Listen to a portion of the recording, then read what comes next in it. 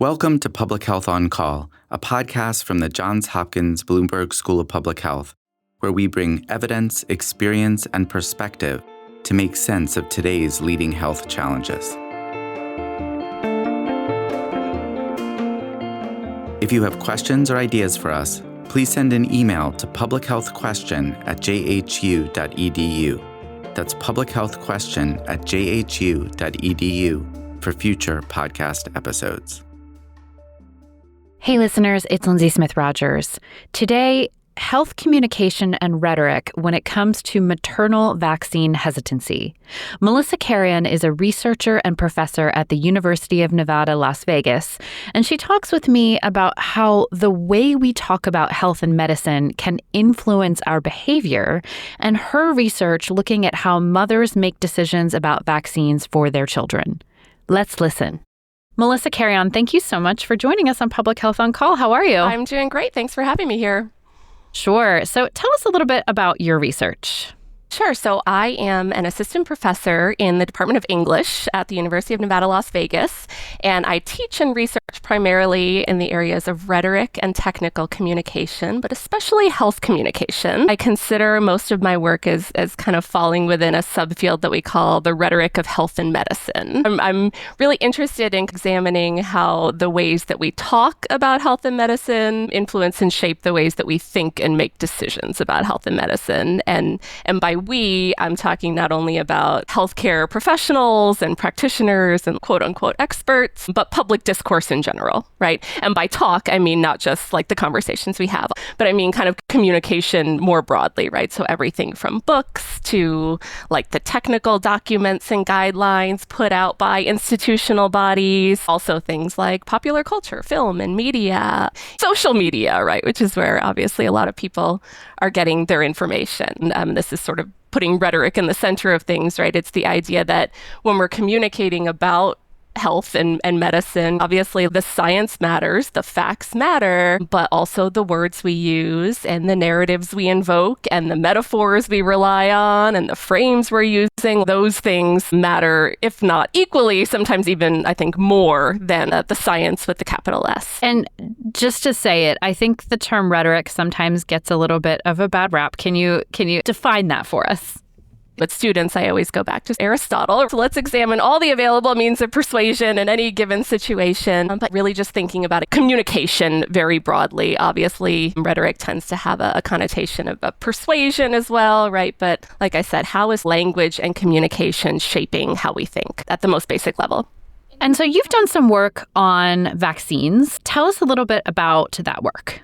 Broadly, my research, I'm really interested in how people think and make decisions about controversial health issues. So some of my early research looked at that in the context of things like sex education and sexual health, but predominantly, and for the last decade, a lot of it is really focused on vaccine decision-making, particularly vaccine hesitancy. So why are people worried about or skeptical about, or in particular, refusing vaccines? One of my earliest studies that I'm still pulling data from looked at maternal decision-making about childhood vaccines. So I was interested especially in why were mothers refusing vaccines for their children? And that's kind of the broad question. And to be clear, it's obviously everyone's making vaccine decisions. I'm not saying that we shouldn't also look at paternal decision-making and so on, but I was kind of really interested in that. What are some things you've learned? So for moms, it's unique. And I think COVID obviously changed so much, right, in the last 5 years. But when I started doing this research in like 2014, 2015, most people were vaccinated when we were kids. Most of those vaccines are happening before a child is 2 years old. So most people, vaccination wasn't even really on people's radar, right? Until all of a sudden they're pregnant and now they're considering whether to vaccinate their children. So that was why, in part, I honed in on that population. With COVID, all of us, I think, started asking questions about vaccines. I was also really interested in the way that sort of social expectations and social constructions of motherhood were shaping the way people were making decisions, right? So there was something unique going on about mothers, particularly pregnant women, thinking about vaccines for their children. And so I was kind of, my background, in addition to rhetoric and health communication, is also women's studies. So I'm interested in like those gender questions, right? And a lot of the research when I started looking into it was sort of like, why are parents refusing vaccines? Again, totally a valid question. But when I looked deeper, at the time, you had a lot of research suggesting that women said that they were making the majority of healthcare decisions for their children, right? And so rather than asking, like, why are parents refusing vaccines, I kind of wanted to flip it a little bit and say, like, and this is still the case, why are predominantly, like, college-educated, middle-class mothers refusing vaccines? Like, what's going on there? And then that brings into the question, right, these issues of, again, kind of gender and social constructions of what it means to be a good mother, what in the literature gets referred to as sort of this intensive mothering paradigm. So you had these mothers that, really were like doing a lot of research and putting a lot of labor into what was the best choice for their family. So it sounds like your research was to some extent about framing the question, why are mothers refusing vaccines? Exactly. Have you gotten to the question of why are mothers refusing vaccines? I'm still scraping the surface there. One of the earliest studies that I did, I interviewed 50 mothers who had given birth or adopted a child within the previous 2 years and who had refused one or more vaccines, right? And obviously, as a communication rhetorician, right, I was interested in what were the messages that they received, what was their sense-making process around that. And one of the things that kind of surprised me, like I was expecting to hear, I heard that vaccines were terrible. I heard this horror story, and like some of that was there. But a lot of it was mothers that were like, I was doing lots of research. There's a whole genre of pregnancy manuals, as we call them, right? Like the what to expect when you're expecting kind of book series, right? And of course, they're reading these books, they're engaged, they're in online forums and groups for expectant mothers and so on. And so many of them described their concerns about vaccines being raised not by explicitly anti-vaccine messages, but that they were getting all of these messages about nutrition, prenatal nutrition, infant nutrition, breastfeeding, all the things that they need to avoid when they're pregnant, from, soft cheeses to, all of these things that we hear, right? And then they would say, and then I had this moment where all of a sudden, it was hard to reconcile all of this stuff.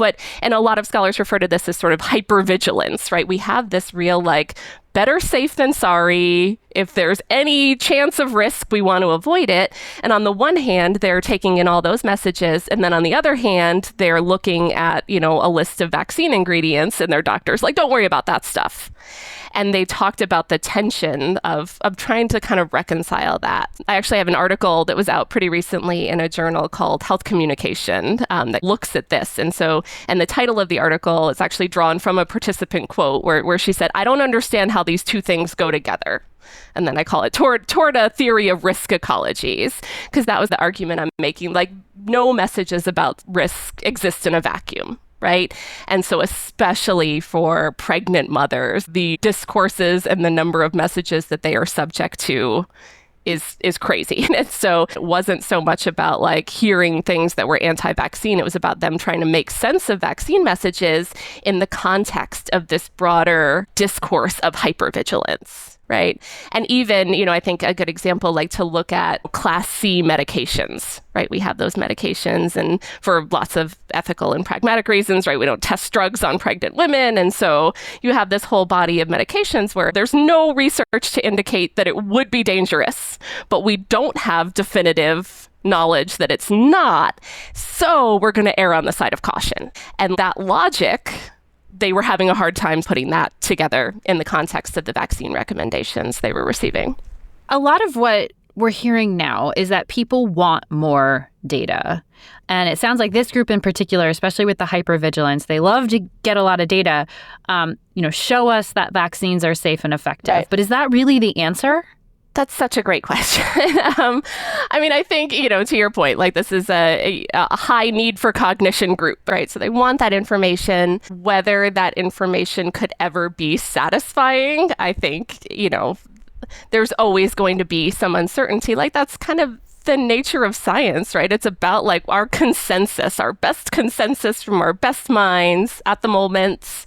And so it's hard to know like what could actually satisfy that. Like, could we ever really have definitive information in that point? I don't know. Other thing that came out of this research, I had another article in 2018. I was asking these mothers, like, talk me through your sense-making process, right? And on the one hand, there was a lot of what you're talking about, just saying like, look, I think the science is just a little too inconclusive. I'm a little worried about maybe the political influence that's going on. So in some cases, they were asking for that more conclusive evidence. But then paradoxically, on the flip side, there was a lot of like, but I also just really trust my maternal intuition. And, sometimes you can give me this definitive information, but if I have a gut feeling that there's something wrong with my child, I'm still going to defer to that. So I think even if all of that information could be conclusively provided, and I don't think it could be, I think we'd still be up against some other communication challenges. Speaking of communication challenges, like as someone that looks at the whole ecosystem of all of this messaging and, as you said, rhetoric, do you see examples of where this hypervigilance might make mothers more vulnerable to certain messages? Absolutely. Absolutely. In the context of pregnancy or even outside of it, right? Like there are a lot of things that we hear about that are not necessarily evidence-based and that we still sort of like support and sometimes even celebrate, right? So I'm a little bit out of my lane here to talk about it, but even, if we look about something like I'm going to restrict to entirely organic foods, like, do we have evidence to suggest that the health outcomes are going to be better? Probably not, right? But we defer to it and we're like, oh, that's not going to hurt anyone. So, a mother who goes to her child's pediatrician and is like, I'm only feeding my child organic foods, they're going to be like, that's great. That's a great choice for you, right? But the logic behind that decision is actually very similar to the logic of saying, but I'm also a little bit skeptical about vaccines. Like the evidence isn't there. And so I do think in those contexts, like there are a lot of non-evidence-based health-related choices that we don't scrutinize to the same extent that we scrutinize people who question vaccines. And it makes sense, right? Because if you're feeding your child only organic foods, like, no harm, no foul, it's not impacting public health, right? So they're like the implications of it are different. But I think that both in public discourse and in, again, communication with health professionals, when we let those things slide and oftentimes implicitly endorse them, it's also sort of implicitly endorsing it when you use that logic in other contexts. So like that hypervigilance, that better safe than sorry, like everything is a risk-benefit analysis and ratio, right? And if you let people use that risk-benefit analysis in certain ways in certain contexts, but then push back on it in the context of something like vaccination, it does make it seem a little more disingenuous, or that maybe this is more about politics than it is about science or something like that. Yeah, I was going to ask, what then are the inroads for the public health community to have these conversations? Like, what are some good ways? Because at the end of the day, the concern is I want my child and me to be healthy, Absolutely, right? So how can we use some of that, or maybe use is the wrong word, but what's the inroad to having a conversation about why vaccines are a part of this?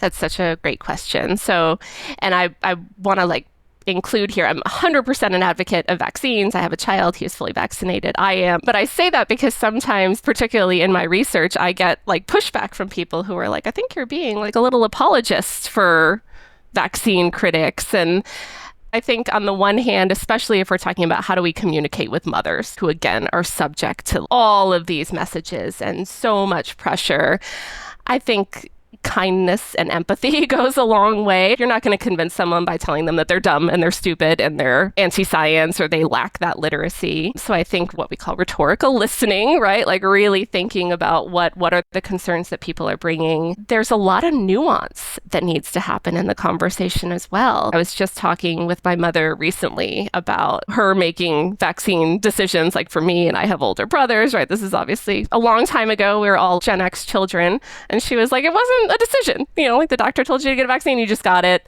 Obviously, the internet didn't exist. You're not able to sort of research that information, right? You just take it in. So kind of the cultural moment that we're in and all of the information that people are subject to, it takes time and it takes nuance and it takes, like I mentioned earlier, these messages don't exist in a vacuum. So if you're, telling people that they need to be concerned with, their dietary choices and, don't eat too much tuna fish because mercury could do this, right? You have to be able to understand that, like, maybe in some contexts, there are different kinds of mercury, right? There are like different, the dose makes the poison, right? So all of this is about like acknowledging that nuance. And unfortunately, that takes a lot of time. And I think, and this, what I'm going to say now is really, again, more anecdotal than based in my own research, but, we're like at this moment, there is so much information, right? People are just overwhelmed by the information and information that seems to blatantly contradict. And like, that's hard. And I think that and research suggests, right, that people really do value the like one-on-one conversations they can have with a trusted healthcare provider, right?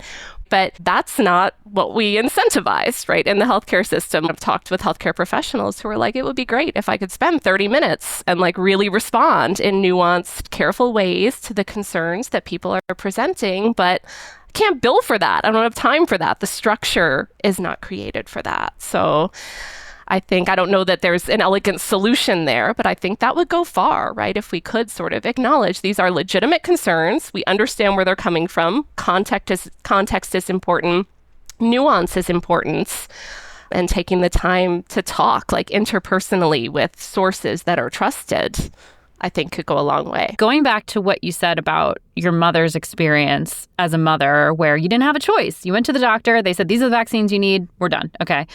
We know that a lot of the vaccine-preventable disease outbreaks that we're seeing right now are in no small way tied to the fact that there are so many exemptions now. Is there an argument to be made for pushing back on that? Like, have things gotten mushier because people have more autonomy around these decisions? And then does that further kind of damage are we setting ourselves up for failure to do that? Right. Again, a really, really good question. And I should go back, so in talking with my mom, I think that the structures were there, right, where there were not those kinds of exemptions, but it was also just like culturally, you just didn't question this expert, right? And now it's so embedded in our culture, and for good reason, right? I often point out the fact that a lot of the arguments that are used in the anti-vaccination community are rhetorically really similar to those that came out of critical health movements, like the women's health movement, and the idea that you should feel okay challenging authority, and maybe paternalistic models aren't great. And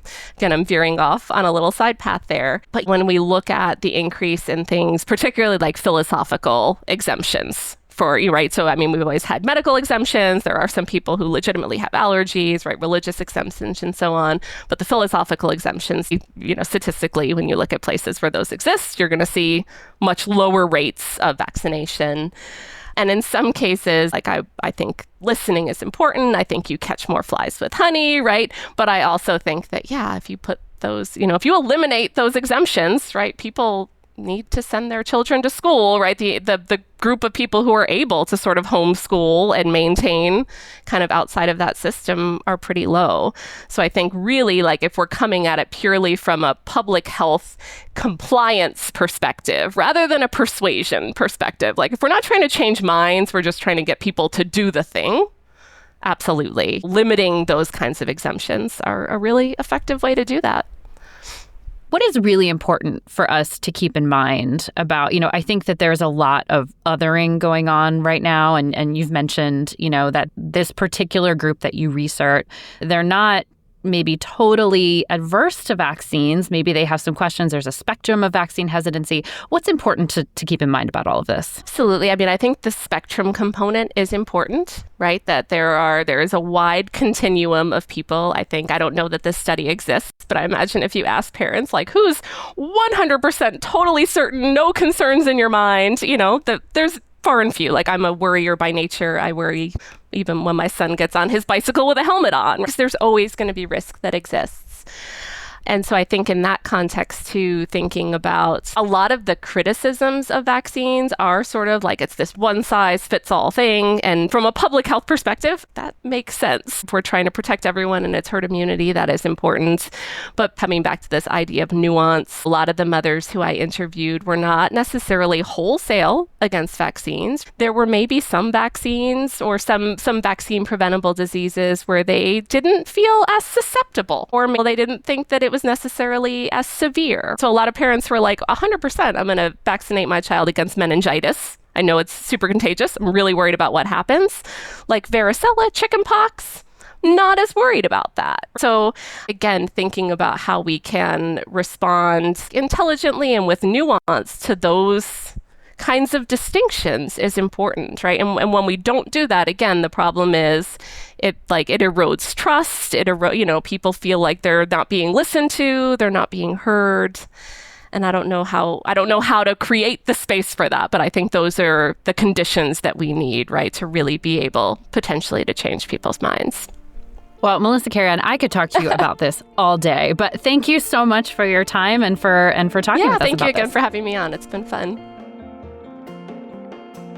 Public Health on Call is a podcast from the Johns Hopkins Bloomberg School of Public Health, produced by Joshua Sharfstein, Lindsay Smith Rogers, Stephanie Desmond, and Grace Fernandez-Cesiri.